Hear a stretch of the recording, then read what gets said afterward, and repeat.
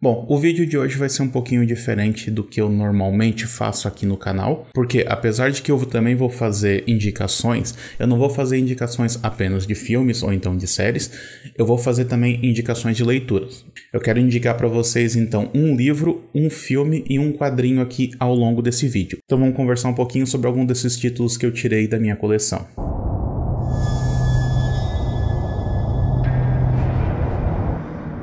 Olá pessoal, sejam muito bem-vindos a mais um vídeo aqui do canal Sétima Arte. Eu sou o Daniel e no vídeo de hoje, conforme eu falei, eu quero indicar para vocês 3 conteúdos diferentes. Um livro, um quadrinho e um filme. E aí para isso eu selecionei aqui alguns títulos que eu gosto bastante e que estão parados aqui na minha estante, que eu gostaria então de compartilhar com vocês. Esse é um vídeo um pouco diferente do que eu normalmente faço aqui no canal, como vocês devem ter percebido, mas é algo que eu gostaria de fazer com mais frequência, caso seja algo que seja do interesse de vocês.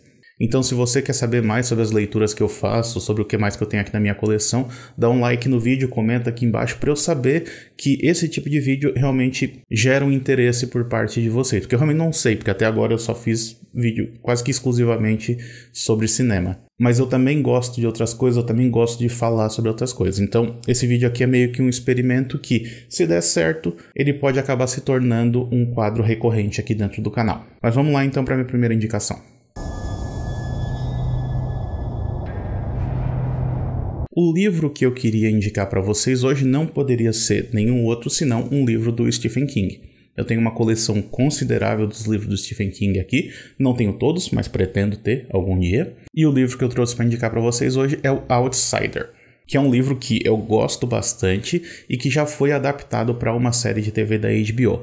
Porém, existem algumas diferenças muito grandes entre o que a série fez e o que o livro faz. E apesar de eu gostar de algumas das mudanças que a série fez, tem uma questão principal aqui que só está presente no livro. Então, um pouquinho de contexto só para quem não leu esse livro, para quem não viu a série. Ele conta a história de um detetive que está investigando um caso que parece meio que impossível. Uma criança foi assassinada e existem muitas e muitas evidências apontando para um único suspeito. Tem filmagem mostrando ele com a criança, tem testemunhas, tem muita gente, tem muita coisa apontando nesse caminho. Então ele é claramente o culpado daquele crime, exceto pelo fato de que existe também uma abundância de provas provando a inocência dele. Provando que ele na verdade estava em outro lugar, em outra cidade, no momento em que aquele crime aconteceu.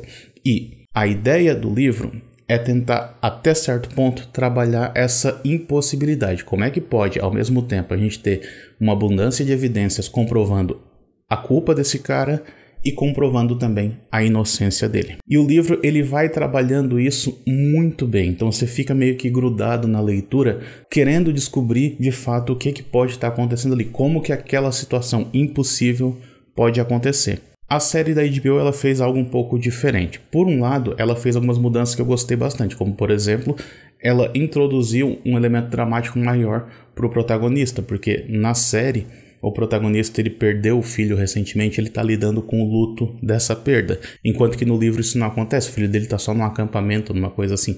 Porém, aonde a série, eu diria que peca mais, é nessa questão do mistério, é nessa questão de o que está acontecendo e como que aquilo pode acontecer, porque a série responde isso muito rápido. Se a série tem tipo 10 episódios, ela responde isso no segundo já, ela já dá uma resposta pra gente de o que está acontecendo ali, enquanto que o livro expande isso o máximo que pode, ele estica esse mistério o máximo que pode. Ele mostra detalhes de cada um dos dois lados da investigação, tanto da investigação que busca comprovar a culpa dele, quanto da investigação que fala sobre a inocência dele. Então esse equilíbrio acabou sendo sacrificado na série para que ela pudesse seguir por um outro caminho, então é por isso que eu estou indicando o livro aqui para vocês. Mas vejam a série também, porque é bem legal. O quadrinho que eu quero indicar para vocês hoje se chama Solitário, do Chaboté. Esse é um quadrinho que foi lançado aqui no Brasil pela Pipoca Nanquim e é sensacional, gente. Sensacional mesmo.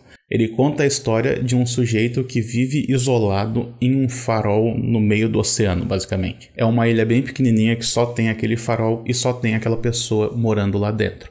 A princípio, a gente sequer vê o rosto dessa pessoa. O único contato que ele tem com o mundo exterior é por meio de um barco que vem ali de vez em quando para deixar as provisões, para deixar as comidas para ele para as próximas semanas. Só que ele sequer fala com as pessoas do barco. As pessoas deixam uma caixa ali com comida e vão embora e depois ele vem e pega.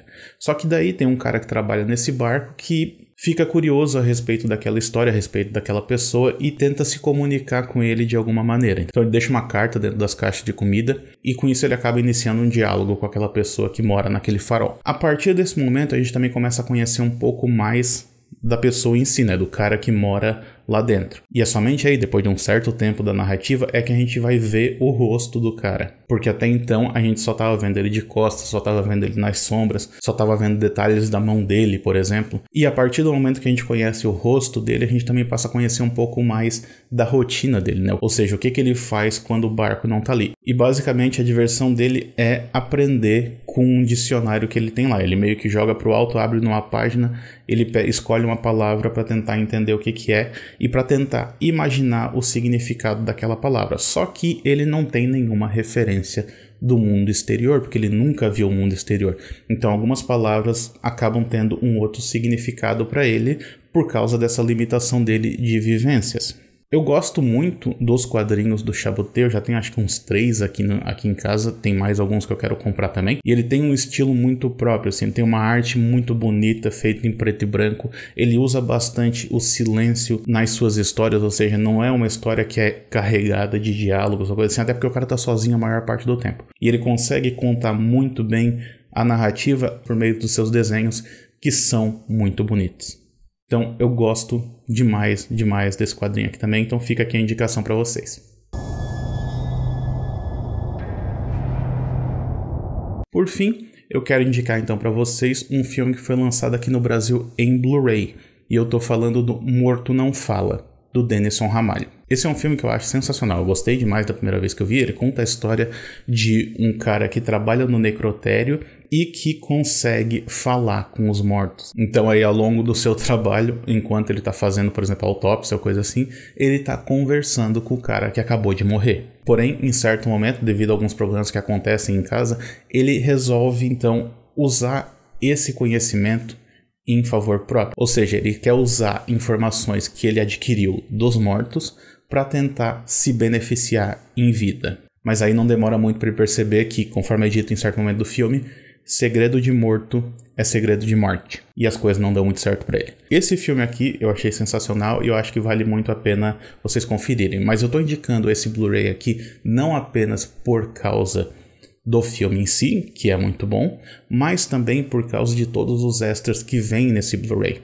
Porque além do Morto Não Fala, esse Blu-ray aqui, ele também trouxe 3 curtas-metragens do Denison Ramalho. E são 3 curtas-metragens sensacionais. Que são o Noturno, Amor Só de Mãe e Ninjas. E esses curtas, eles estão disponibilizados numa qualidade impressionante. Tá muito, mas muito boa mesmo.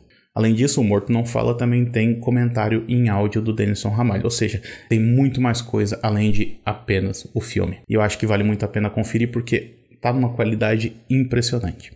Bom, por hoje é isso então, espero que vocês tenham gostado desse vídeo, espero que vocês tenham gostado desse outro formato de vídeo aqui no canal. Mas eu realmente queria saber se o público aqui do YouTube tem interesse nesse tipo de conteúdo. Então me avisa aí, e na semana que vem a gente volta, digamos, com a programação normal. Até a próxima então, tchau, tchau.